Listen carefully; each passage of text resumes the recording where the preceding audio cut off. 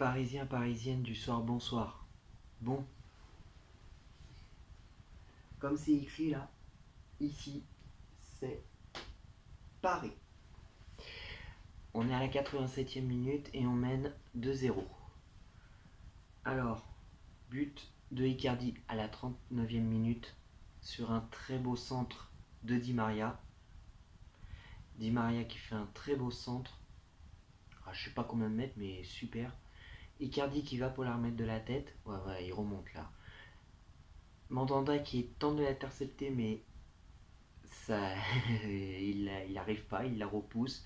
Ça touche le poteau et Icardi il arrive pour le terminer. Donc à la 39e, il met le but. Et but de Neymar à la 84e minute, parce que à la 80e, il y avait faute sur Icardi.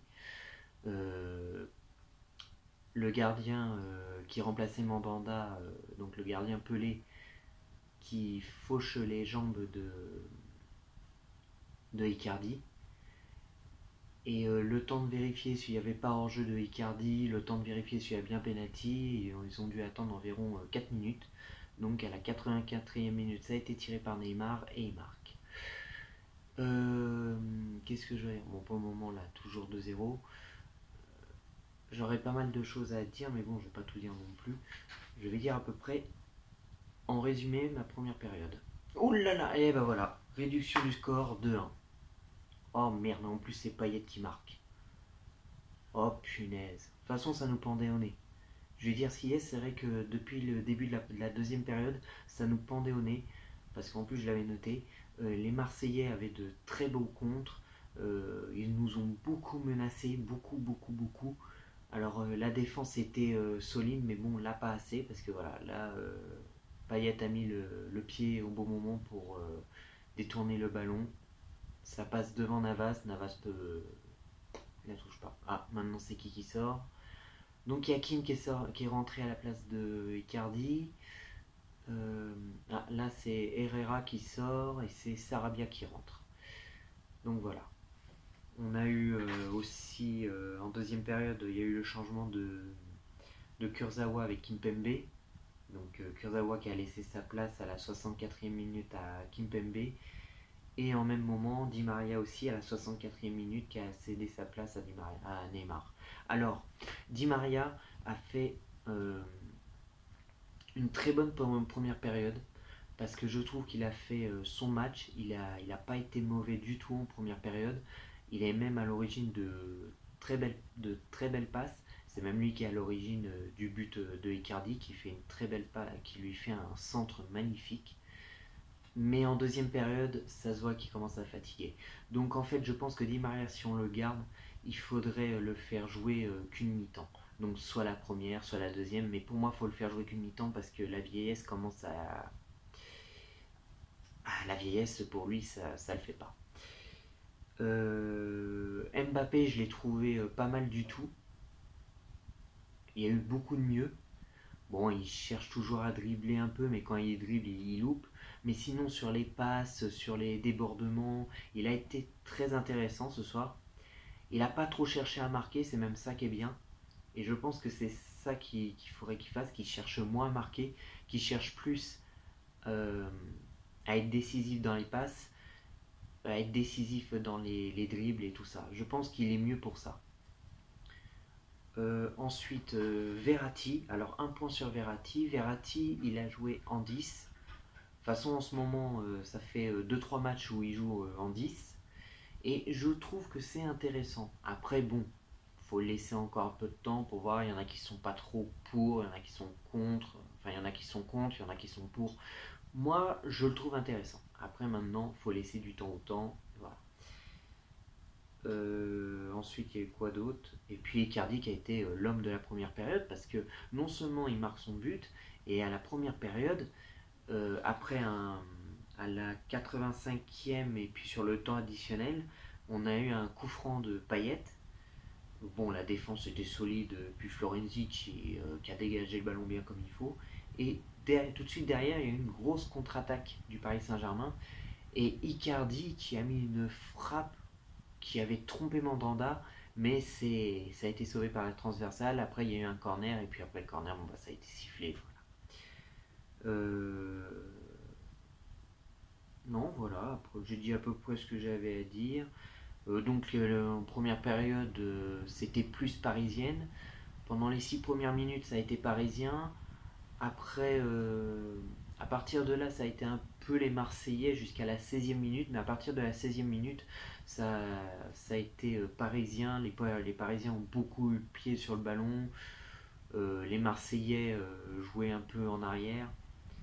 Et puis bah, jusqu'à la 39e minute où ils ont craqué et puis que Icardi a mis le premier but. Après, bon, bah voilà. En deuxième période, par contre, voilà, faut dire ce qu'il y a. Deuxième période, ça a été marseillais parce qu'on s'est fait menacer pratiquement de. Bah, c'est très simple, hein, de la 45e à la 66e, on a eu beaucoup de menaces et des très grosses menaces. C'était très, très, très, très, très dangereux. Donc on a eu beaucoup de chance que des fois il y a eu des manques de réussite des Marseillais parce que ça aurait pu nous faire très mal. Il y a eu des moments, bon voilà, c'est la défense parisienne qui était solide, mais voilà, ils ont fait vraiment mal. Et puis bah voilà quoi, là ils ont mis ils ont été récompensés après le but de Neymar. Heureusement que Neymar a marqué le penalty parce que sinon on serait à 1-1 et là ce serait prolongation. Mais un mal pour un bien, malgré qu'ils ont dominé la deuxième période, les Marseillais, ils ont quand même eu beaucoup de cartons jaunes, les Marseillais. Il faut admettre qu'ils ont fait beaucoup de fautes. Et c'est très simple, hein, depuis que Neymar est rentré, ils ont dû au moins lui faire au moins 3-4 fautes, mais peut-être plus. Ils ont dû faire encore plus de fautes. Ah, Mbappé qui a pris un carton jaune. Oula, c'est rare de voir Mbappé qui prend un carton jaune. Donc voilà, donc ils ont peut-être dominé le deuxième match, la deuxième période, mais voilà, ils se sont pris beaucoup de cartons rouges. De cartons jaunes. Ah, j'avais oublié de préciser, il y a aussi Danilo qui est rentré à la place de Paredes tout à l'heure. Bon, allez, encore 1 minute à jouer. Il y avait 5 minutes de temps additionnel, encore 1 minute à jouer. Donc voilà, on tient un peu notre revanche. Alors maintenant, ce que je vais dire, je vais attendre la fin du match et après je vais dire ce que je pense de ce match. Voilà, c'est une touche pour les Marseillais. C'est dégagé. Encore une touche pour les Marseillais.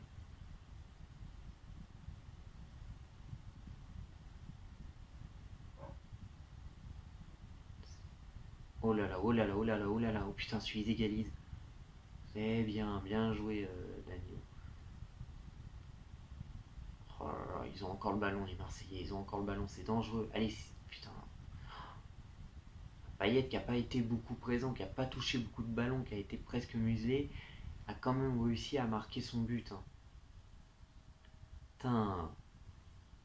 Il a quand même réussi à marquer son but. Hein. Voilà, c'est Thauvin qui a complètement foiré. Payet, il lui fait un beau centre et Thauvin qui loupe sa reprise de volée. Ah, ça y est, c'est terminé. Bon, alors. Alors c'est bien, on gagne. Bah, ça fait notre premier trophée de la saison, donc c'est bien. C'est bien aussi pour Pochettino, parce que voilà, l'autre, il vient d'arriver premier trophée. Mais encore beaucoup de lacunes, encore quelques lacunes. On n'est pas encore du Paris Saint-Germain qu'on attend. Parce que Pochettino, il est arrivé en disant il faut gagner en même temps avec la manière. Donc quand moi j'entends ça, ça veut dire que il faut pas faire que ça veut dire qu'il faut gagner en mettant beaucoup de buts et en dominant. On n'est pas encore à là. On n'est pas encore à là. Parce que pour le moment, on gagne. Oui, c'est très bien, il n'y a rien à dire. La victoire est là, c'est ce qui compte. Mais on attend un peu plus encore. Parce qu'il ne faut pas oublier que dans pas longtemps, que dans, je crois au mois de février, je crois, bah oui, c'est au mois de février, donc dans quelques semaines, on fait Barcelone. Donc je pense qu'il faudrait qu'on soit prêt à temps. Mais pour être prêt à temps, il faut absolument que le Paris Saint-Germain montre un autre visage encore plus positif. On a déjà un visage positif niveau victoire, niveau changement tactique et tout ça. Même déjà le fait d'avoir vu Neymar sur le banc et Mbappé à la place, je me suis dit c'est bien, ça met un peu de concurrence. Déjà il a fait faire la concurrence entre Icardi et Keane. Il a fait faire la concurrence entre Icardi et Keane, ce qui est très bien. Au moins comme ça, on est sûr que les deux vont se donner à fond à chaque fois qu'il y en a un qui sera sur le terrain. Il faudrait faire la même chose entre Neymar et Mbappé. Leur faire jouer la concurrence à ces deux-là. Comme ça, ils vont se donner encore plus à fond pour avoir la place de l'autre. Di Maria, lui, il faut, si on peut le garder un maximum, même jusqu'à la retraite, il faut lui trouver une doublure par contre. Et peut-être que là, alors là, je vais m'en mettre certains à dos parce que bon, moi-même, je suis pas trop pour son arrivée. Mais si admettons la rumeur est vraie, si admettons on arrive à, enfin ils arrivent à faire venir Messi, je pense que Messi et Di Maria, ça pourrait être bien pour justement pour que l'un soit la doublure de l'autre. Genre Messi joue la première période et après Di Maria joue la deuxième période. Ou et vice versa. Au moins comme ça, ces deux-là, ils vont se tirer la bourre. Donc ils devront absolument se donner à fond. Mais je dis ça si, admettons, Messi vient. Moi, c'est ce que je ferais. Euh, voilà. Verratti, bon, on va attendre encore un peu plus en 10. Mais si oui, ça donne pas si bien que ça. Moi, je trouve que c'est pas trop mal parce qu'il arrive à donner beaucoup de ballons. Donc c'est ça qui est important. Mais il y en a certains, ils sont pas trop pour. Voilà. Au pire, Rafinha. Voilà. Au pire. Paredes, bon, ça a été pas mal. Mis à part quelques fautes, mais sinon ça va. Paredes, non, c'est bon. Herrera, j'ai beaucoup de mal. Pour le moment, Herrera, j'arrive toujours pas à voir ce qu'il peut apporter. Pour moi, Herrera, il n'apporte rien. Donc, il faut trouver quelqu'un pour changer Herrera. Diallo, beaucoup mieux enfin, beaucoup mieux. Pas beaucoup, mais en tout cas mieux de ce que j'avais vu dans les débuts et que là il m'avait beaucoup énervé et que je demandais à qui il parte. En ce moment, il est mieux. Mais c'est mieux Kimpembe à la place.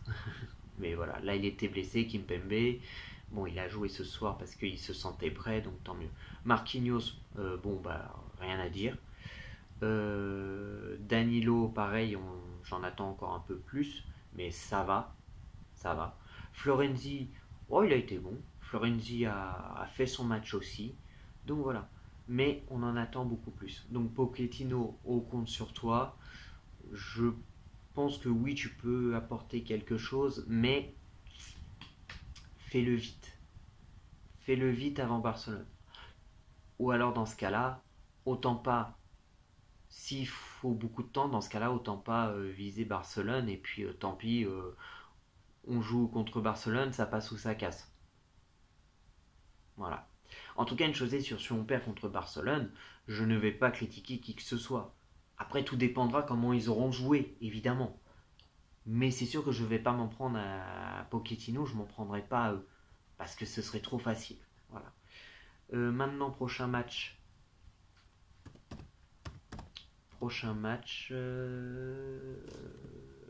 En tout cas, c'est bien. On a gagné le trophée des champions une nouvelle fois. Bah, je crois qu'on en est à notre 10e trophée des champions. On est en train de battre des records niveau titre. Donc c'est quand même ça après qui est une bonne chose avec le Paris Saint-Germain. C'est qu'en ce moment, à part en Europe, on est quasiment imbattable niveau trophée. Pour le moment. Parce qu'après, on est quand même là en Ligue 1, on n'est pas premier pour le moment. On est sur le podium, mais on n'est pas encore premier. Mais bon, je pense que ça va le faire. Il y a la Coupe de France à jouer. Et puis, bon, bah, la Coupe de la Ligue, c'est terminé, il n'y en a plus. Donc, match du PSG. Match du PSG. En tout cas, moi, je m'attendais à une plus grosse victoire ce soir. Je voulais vraiment une victoire écrasante. On a eu notre revanche, au moins c'est ça. 2-1, voilà. mais je m'attendais à plus. Je voulais vraiment beaucoup plus. Bon, après on va pas cracher sur une victoire reste une victoire. Mais on voit que c'est pas encore ça. Il y a encore du boulot avec ce Paris Saint-Germain qui est encore en construction. Et pourtant, c'est les mêmes joueurs de l'année dernière. Enfin, certains. Certains, parce que c'est vrai que Florenzi est arrivé, Keane est arrivé, Danilo est arrivé, mais ceux-là, ils ont déjà pris leur marque. Donc voilà. Excusez-moi, je prends un peu de temps. Je prends un peu de temps.